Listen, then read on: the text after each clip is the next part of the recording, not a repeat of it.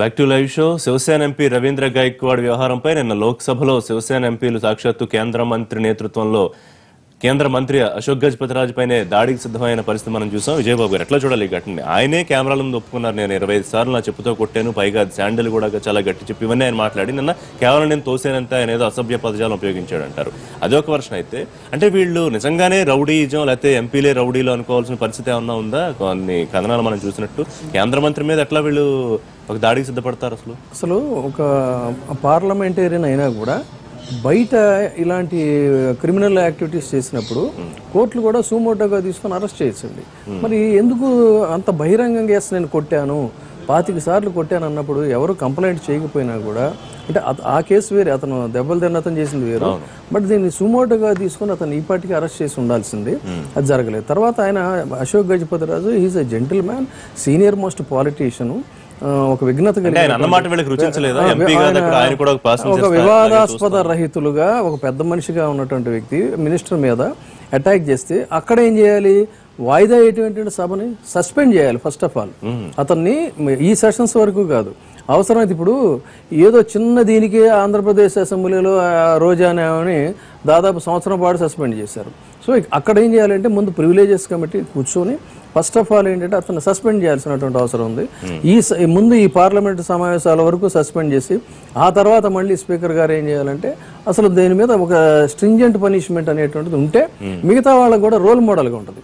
సాక్షాత్తు కేంద్ర మంత్రుల మీద, పెద్ద మనుషుల మీద, ఆయన వయసులో పెద్ద ఆయన, రాజకీయాల్లో అనుభవం ఉన్నటువంటి వ్యక్తి, అలాంటి ఆయన మీద అటాక్ చేయటం అని అంటే ఇంతకంటే బార్బేరియన్ కల్చర్ ఇంకోటి ఉండదు. పార్లమెంట్లోనే ఇలాంటి అనౌచిత్యమైనటువంటి చర్యలు జరుగుతూ ఉంటే where is the end for that barbarian culture? అంటే దీని మీద డెఫినెట్ గా కేంద్ర ప్రభుత్వం తీవ్రమైనటువంటి చర్యగా పరిగణించాలి. మిత్రత్వాలు రాజకీయాలని పక్కన పెట్టాలి, కానీ ఇక్కడ పార్లమెంట్ ప్రతిష్టని నిలబెట్టాల్సిన అవసరం ఉంది. సో ఆ రకంగా అతన్ని అటు పార్లమెంట్ లో పని చేయాలి, ఇటు లీగల్ గా బయట కూడా పని చేయాలి. ఇప్పుడు ఆయన ఒక లెటర్ రాశారు, తెలుగుదేశం పార్టీ ఎంపీల ఒత్తిడితో పశ్చాత్తాపం వ్యక్తం చేస్తూ ఒక లెటర్ రాశారని చెప్తున్నారు. ఎలా అవుతుందండి? ఇప్పుడు ఒక చక్కటి వాతావరణాన్ని ప్రెసిపిటేట్ చేశాడు, ఒక దుష్ట సాంప్రదాయానికి తెరదీసి తన్నేసేసి సారీ చెప్తే, అంటే ఒక ప్రమాదవశాత్తు అనుకోని సంఘటనలోనో ఏదైనా జరిగినప్పుడు మనిషి పశ్చాత్తాపడటం, సారీ చెప్పడం, దాన్ని అవతల వాళ్ళు కూడా ఒక విశాల దృక్పథంతో ఓకే చేయడం కాదు. వాడు తన్నిన తర్వాత కూడా బయటకు వచ్చి 25 సార్లు తన్నాను, చేసి నేను తన్నాను, నా బుర్ర పాడైపోయి పనికి మళ్ళీ సినిమాలు చూస్తున్నానని వాడు ఇష్టం వచ్చినట్టుగా అనాగరికంగా వాడు మాట్లాడుతున్నప్పుడు వాడి మీద యాక్షన్ తీసుకోవాల్సిన అవసరం ఉంది. రఘురామ్ గారు, మీరు మిత్రపక్షాలే కావచ్చు, కానీ సరే సామ్నా పత్రికల్లో బీజేపీ వ్యతిరేకంగా వ్యాసాలు వస్తూ ఉంటాయి, ముందు ఎలక్షన్లప్పుడు తిట్టుకుంటారు, తర్వాత కలుస్తారు, ఇదంతా ఒక అంశం అయితే ఇవాళ సాక్షాత్తు సున్నిత మనస్కులైన కేంద్ర మంత్రి అశోక్ గజపతిరాజు పైనే దాదాపుగా బీజేపీ ఎంపీలు, తెలుగుదేశం పార్టీ ఎంపీలు అడ్డుకోకపోతే, రాజ్నాథ్ సింగ్ గారు ఇన్వాల్వ్ కాకపోతే వారి మీద ఒక చేసిన ఆశ్చర్యపోక్కర్లేదు జరిగిన సంఘటన చూస్తే. మరి దీని మీద ఏ రెస్పాన్స్ ఉంటుంది? ఒక లేఖ రాశారు ఆయన, దాంతో సరిపెట్టినట్టేనా? ఇలాంటి చర్యల్ని తీవ్రంగా ప్రతి సమాజంలో ఖండించాల్సిన అవసరం. పైగా పార్లమెంట్ సభ్యుడిగా ఉండి శివసేనది మొదటి నుంచి కూడా తుందుడుకు మనస్తత్వమే.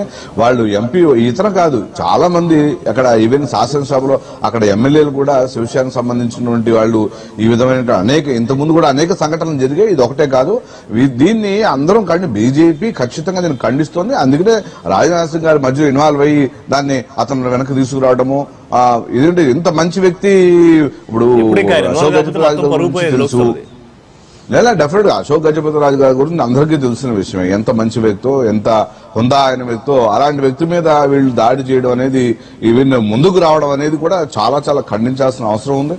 దీన్ని బీజేపీ ఎటు కూడా సమర్థించదు. ఇలాంటి వాళ్ళు శిక్ష పడాలని మేము కూడా కోరుకుంటున్నాం. అయితే పార్లమెంట్ లోనే అందరి విషయం కాబట్టి స్పీకర్ గారు డెసిషన్ ఏం తీసుకుంటారు, దాని మీద చర్చ జరిగిన తర్వాత దీని మీద మరి అతను క్షమాపణ చెప్తే దీన్ని వదిలేస్తా. కానీ ఇట్లాంటి సంఘటనలు పునరావృతం కాకుండా చూసుకోవాల్సినటువంటి అవసరం ఉంది. ఖచ్చితంగా ఇతనికి శిక్ష పడాలని చెప్పి కూడా మేము కోరుకుంటున్నాం. ఇవాళ ఇలాంటి వాటిని ఉపేక్షించకూడదు, భవిష్యత్తులో ఎక్కడా కూడా జరగకూడదు. ఈవెన్ అసెంబ్లీ గానీ, పార్లమెంట్ గానీ ఎక్కడ కూడా బయట గానీ జరగడానికి వీళ్ళు ఎంత హుందాగా ఉండాలా, ఎంత ఆదర్శంగా ఉండాలి. రఘురామ్ గారు, నిన్న వారు ఎంపీలు ఎవరైతే చేశారో కేంద్ర మంత్రి కూడా చర్యకి వాళ్ళని అసలు సస్పెండ్ చేయాలి, వాయిదా వేయడం ఏంటని విజయబాబు గారు అన్నారు. కరెక్టే కదా? పాయింట్ ఏకీపిస్తున్నారా? ఖచ్చితంగా సస్పెండ్ చేయాలి. అలాంటి వాళ్ళని మనము ఉపేక్షించకూడదని మేము ఖచ్చితంగా కోరుకుంటున్నాం. ఎందుకంటే వాయిదా వేయడం అంటే ఆ టైంకి మరి సభని సవ్యంగా నడిపించాలి కాబట్టి స్పీకర్ గారు ఏం తీసుకున్నా మనంతా కూడా యాక్సెప్ట్ చేయాలి దాన్ని కూడా. అక్కడ స్పీకర్ డెసిషన్ కాబట్టి ఆ సభలో ఆవిడ తీసుకున్న దాన్ని కూడా సమర్థించాలి. బట్ అతని మీద చర్య కూడా తీసుకోవాలి, ఎట్టి పరిస్థితున్నాడు ఉపేక్షించకూడదు అనేది మా వాదన. ఫ్లైట్ లో ఒకసారి కాదు 25 సార్లు చెప్పుతో కొట్టానని మీడియా ముందు ఒప్పుకున్నటువంటి వ్యక్తి, దానికి సంబంధించినటువంటి పౌర విమానయాన శాఖ మంత్రిగా అశోక్ గజపతిరాజు గారు దానికి సంబంధించినటువంటి ఒక స్ట్రిక్ట్ గా ఉండాల్సినటువంటి అవసరం ఉందని ప్రకటన చేసిన తర్వాత ఆ శివసేన సంబంధించినటువంటి ఎంపీలందరూ కూడా ఆయన మీద దాడి చేయడానికి వచ్చారు పార్లమెంట్ లో. అంటే పార్లమెంట్ లో ఒక మంత్రికి కూడా కేంద్ర మంత్రికి రక్షణ లేనటువంటి ఒక పరిస్థితి మనం క్లియర్ గా చూస్తాము. ఇది కూడా ఒక కొత్త పోకడ. దీనికి సంబంధించి ఒక లైట్ గా తీసుకోవడం, కేంద్ర మంత్రి వచ్చి లైట్ గా తీసుకోవడం, హోం మంత్రి వచ్చి దాన్ని ఏదో ఒక రాజీగా దాన్ని ప్రస్తుతానికి సద్దుమణిగించేటటువంటి ప్రయత్నం చేయడం అనేటటువంటిది, అంటే పార్లమెంట్ సాంప్రదాయాలు విలువల విషయంలో కూడా మీరు సీరియస్ గా ఉండరా అనేటటువంటి శివసేన కాకుండా ఉండుంటే వేరేలా ఉండేదంటారా? ఖచ్చితంగా ఇవాళ చూడాల్సినటువంటి 2 మిత్రపక్షాలు బీజేపీకి, ఒకటి శివసేన, రెండోది తెలుగుదేశం పార్టీ. తెలుగుదేశం పార్టీకి సంబంధించినటువంటి ఎంపీ అశోక్ గజపతిరాజు గారు కేంద్ర మంత్రిగా ఉన్నారు. ఇవాళ టీడీపీకి సంబంధించినటువంటి కేంద్ర మంత్రి మీద దాడి జరిగితే ఇవాళ శివసేన మీరు వెనకేసుకొస్తారా, లేకపోతే ఇవాళ టీడీపీ వాళ్ళు కూడా ప్రత్యేక హోదా రాకపోయినా పర్వాలేదు మేము లొంగిపోతున్నాం అన్నట్టుగా మా మంత్రి గారి మీద దాడి చేసినా పర్వాలేదు అనేటటువంటిది వ్యూహంతో ఉంటారా, లేకపోతే బీజేపీ మీద మీరు ఈ విషయం తేల్చాలి, ఆ దాడి చేసినటువంటి వాళ్ళని సస్పెండ్ చేస్తారా అనేటటువంటి అడగలుగుతారా? వాళ్ళొత్తిడితోనే రవీంద్ర గైక్వాడ్ లేఖ రాశారంటున్నారు. లేఖలు క్షమాపణలు ఏమిటండి? పార్లమెంట్ లో చొక్కా పట్టుకునేటటువంటి పరిస్థితి దాకా వెళ్ళిన తర్వాత వాళ్ళ మీద యాక్షన్స్ ఉండవా? ఇక్కడేమో సీనియర్ ఐపీఎస్ ఆఫీస్ మీద విజయవాడలో రోడ్డు మీద నిలబెట్టి గన్మెన్ల మీద దాడి చేస్తే ఇక్కడ క్షమాపణలే, అక్కడ పార్లమెంట్ లో మీ మంత్రి మీద దాడి చేస్తే అక్కడ క్షమాపణలతో అయిపోతాయి, ఇంకేం చర్యలు ఉండవు. ఇక ఎక్కడ పోతున్నాం అనేటువంటి ఆలోచించాలి. బీజేపీని ఈ రోజు తెలుగుదేశం పార్టీ అడగలిగినటువంటి పరిస్థితి ఉందా? శివసేన మీద యాక్షన్ కి డిమాండ్ చేసేటటువంటి ఆ శక్తి గాని ఆ సామర్థ్యం గాని తెలుగుదేశం పార్టీకి ఉన్నాయా? రాజేంద్ర ప్రసాద్ గారు ఉండయి. అది నిన్న డిమాండ్ చేయటం జరిగింది, ప్రధానమంత్రి గారి దృష్టికి కూడా తీసుకువెళ్ళటం జరిగింది. మా ఎంపీలు దీనిపైన స్పీకర్ గారితో కూడా సీరియస్గా చర్చించడం జరిగింది. అది చేయటం జరుగుద్దండి. ఎందుకంటే ఇటువంటివి జరగటం అనేది ప్రజాస్వామ్యంలో, అందుట్లో ప్రజాస్వామ్య దేవాలయం అయినటువంటి పార్లమెంట్లో ఇలా చేయటం అనేది శివసేనకి ఇది కొత్త కాదు. అది ఇష్యూ వచ్చిందే, ఆ ఫ్లైట్ లో వాళ్ళు ఉద్యోగులతో తగాదా పెట్టుకున్నారు, వాళ్ళ నేచర్ అట్లా ఉంది. అది అటువంటివి ఉండయి, దీన్ని తీవ్రంగా ఎదుర్కొంటాం, అందుట్లో ఎటువంటి అనుమానం లేదండి. తర్వాత ఎన్నాడు విజయబాబు గారు మాట్లాడుతూ చెప్పడం జరిగిందండి, ఒకటి ఈ ఓటుకు నోటు కేసులో చంద్రబాబు నాయుడు గారు ఎక్యూజ్డ్, జగన్ అక్కడ ఎక్యూజ్డ్, అంటే ఒక సవరణ. ఓటుకు నోటు కేసులో చంద్రబాబు నాయుడు గారు పేరు ఎఫ్ఐఆర్ లో లేదు, నెంబర్ 1. ఆయన ఎక్యూజ్డ్ కాదు, నెంబర్ 2. ఇది విజయబాబు గారు కొంచెం సవరించుకోవాల్సింది. ఎటువంటి భయాలు లేవు, అది గుర్తుంచుకోండి, ఎటువంటి భయాలు లేవు. 11 ఎఫ్ఐఆర్లో A1 ఎక్యూజ్డ్కి చంద్రబాబు నాయుడు గారికి 18 నెలలు జైల్లో ఉన్న జగన్మోహన్ రెడ్డికి చంద్రబాబు నాయుడు గారికి తేలిక ఎలా పెడతారు? విజయబాబు గారు మీరు పెద్ద మనిషి, మీరు సీనియర్ జర్నలిస్ట్. విజయబాబు గారు మీరు సీనియర్ జర్నలిస్టు, మీరు చంద్రబాబు నాయుడు జగన్మోహన్ రెడ్డి పోలింగ్ పెడితే అట్లా అండి. 1,00,000 కోట్లతో చేసిన జగన్మోహన్ రెడ్డి అమ్ముకునే చంద్రబాబు నాయుడు గారు పోలింగ్ పెడతారు విజయబాబు గారు. ఇది మరీ అన్యాయం. విజయబాబు గారు మరీ అన్యాయం. అశోక్ గజపతిరాజు గారిపై దాడి మాట్లాడుతున్నారు.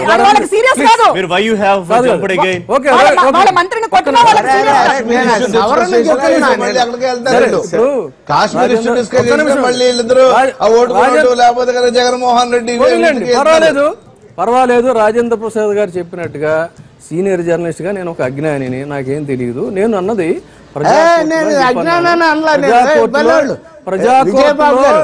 ఆయన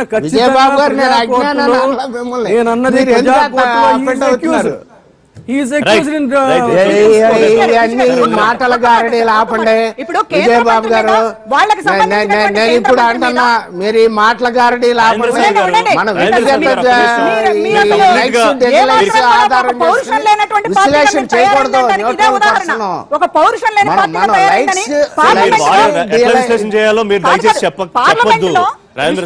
ఒక్క మాట దయచేసి, నేను ఆయన చెప్పిన దాంట్లో సవరణ చేస్తాను, అది చెప్పొద్దు. వాళ్ళ అంటే పౌరుషం నీతి నిజాయితీల గురించి చెప్తారు. లక్ష కోట్లు దోచేసి కాదండి, లక్ష కోట్లు దోచేసి జైల్లో కూర్చుని చెప్పకూడదు మాకు పౌరుషం గురించి నీతి నిజాయితీల గురించి చెప్తే గురించి మాట్లాడి తప్పించుకుంటే సరిపోతుంది. అశోక్ గజపతి రాజు మీద దాడి జరిగింది, పౌరుషంగా మాట్లాడాలి, దాని మీద చేయాల్సిన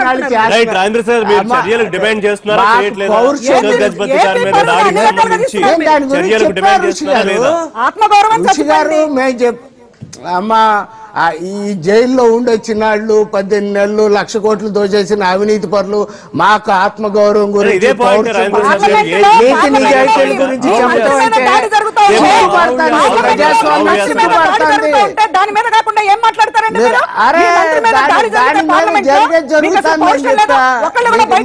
మాట్లాడలేదు మీ ముఖ్యమంత్రి ఎందుకు మాట్లాడలేదు? ఏపీకి సంబంధించిన ఇక్కడ లేకపోతే కాదు సిగ్గుపడటానికి పౌరుషం లేకుండా ఉండటానికి కాదు. ఎక్కువ స్థాయిలో పద్మ గారు పోరాడుతున్నందుకు అభినందించాలి రాజేంద్ర ప్రసాద్ గారు. అశోక్ గజపతి రాజు గారి విషయం జైలు కేసులు వాళ్ళ 1,00,000 కోట్ల దోపిడీ వెళ్తా ఉంటారండి. అక్కడ చాలా ఋషి గారు మీరు అభినందించండి, చేయండి. ఒక్క నిమిషం రఘురామ్ గారు ఒక విషయం కంక్లూడ్ చేయండి సార్. నాకు విజయబాబు గారు చెప్పినట్టు ఇద్దరు మిత్రపక్షాలు కాబట్టి రాయబారం కుదిర్చి ఆల్ ఈజ్ వెల్ అని చెప్పే ప్రయత్నం చేస్తోందా పెద్దన్న పాత్రలో బీజేపీ, లేకపోతే చర్యలు తీసుకునే దిశగా మూవ్స్ ఉంటాయా? సార్ ఎక్కడైనా సమస్య వస్తే దాని పరిష్కారం కోసం ప్రయత్నం చేయాలా? ఇద్దరికి మధ్యలో నెయ్యకుండా ఖచ్చితంగా రెండు పక్షాలని శాంతిపరిచే పని చేస్తాము. ఎవరు చేసే పని కూడా అదే దేశంలో. సో ఇలాంటి ఘటనలు పునరావృతం కాకుండా ఖచ్చితంగా చర్యలు ఉంటాయి. ఖచ్చితంగా ఉంటాయి. అండ్ నేనేమంటానంటే ఇప్పుడు వీళ్ళు ఎక్కడ కాశ్మీర్ సమస్యను మాట్లాడుకున్నా కానీ ఈ వైఎస్ఆర్ పార్టీ తెలుగుదేశం మళ్ళీ 1,00,000 కోట్లు జగన్ లేదా కనుక ఈ ఓటుకు నోటు మాట్లాడుతున్నారు. ఏ డిబేట్కి వెళ్ళండి, ఎక్కడికి వెళ్ళండి, వీళ్ళు మళ్ళీ అక్కడికి వస్తున్నారు. దీన్ని కొద్దిగా రాజేంద్ర ప్రసాద్ గారికి చెప్పండి. రఘురామ్ గారు కాదండి, రఘురామ్ గారు ఆ రెండు పార్టీలకి రెండు ఆవు వ్యాసాలు లాంటి అనమాట. ఏ సమస్య ఆవు వ్యాసం అంతే. వాళ్ళేమో ఓటు అంటారు, వీళ్ళేమో జగన్ జైలుకి వెళ్ళొచ్చారు అంటారు వీళ్ళు. రాజేంద్ర ప్రసాద్ గారు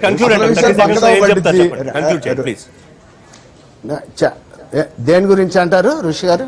ఈ విషయాన్ని కన్క్లూడ్ చేయండి మీరు, మన పార్లమెంట్ లో జరిగిన గొడవ గురించి. పార్లమెంట్ లో జరిగిన విషయం పైన చాలా సీరియస్ గా ఉన్నాం. నిన్న మంత్రివర్గ సమావేశం జరుగుతుండగా కూడా మధ్యలో మా నాయకుడు చంద్రబాబు నాయుడు గారు ఈ అంశాన్ని తీసుకుని దీనిపైన ఇమ్మీడియట్ గా అక్కడ ఉన్న మా కేంద్ర మంత్రులకు కానీ ఎంపీలకు కానీ డైరెక్షన్ ఇవ్వటం జరిగింది. ఇక్కడ కూడా వివరించి చెప్పడం జరిగింది. దీనిపైన ఎవరైతే అశోక్ గజపతి రాజు గారి మీద సాక్షాత్తు ఒక కేంద్ర మంత్రి గీతే గారు దాడి చేయటమే శివసేన కేంద్ర మంత్రి, అది అత్యంత తీవ్రంగా పరిగణించడం జరుగుతుంది. ఆ ఎంపీలు వచ్చినప్పుడు కూడా మా టీడీపీ ఎంపీలు అందరూ వెళ్లి కూడా వాళ్ళకి ఎదురొడ్డి నిలవటం జరిగింది. మా అశోక్ గజపతి